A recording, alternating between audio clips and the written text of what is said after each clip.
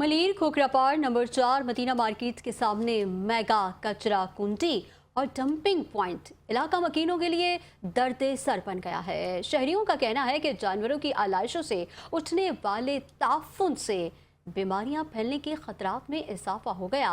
इलाका मकीनों का मजीद कहना है कि गैर कानूनी डंपिंग पॉइंट्स को फौरी तौर पर ख़त्म किया जाए। सरफराज अली रिपोर्ट कर रहे हैं।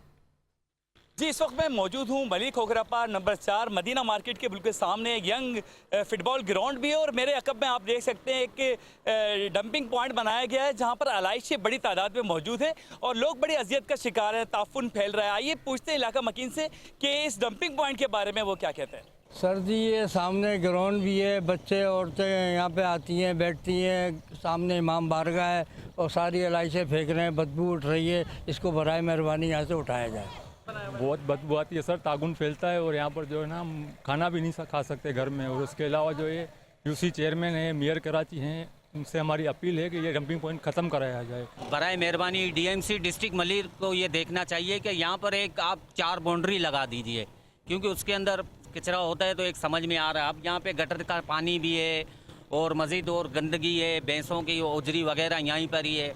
अब यहाँ पर बदबू इतनी है तो ये बच्चे हमारे बीमार नहीं होंगे तो क्या होंगे। एक तरफ खूबसूरत ग्राउंड है, मार्केट है और खूबसूरत मस्जिद है और दूसरी तरफ ये डंपिंग पॉइंट बनाया गया जिससे अवाम बड़े अजियत का शिकार है। अवाम का ये कहना है जल्द से जल्द ये कूड़ा करकट और ये डंपिंग पॉइंट ख़त्म की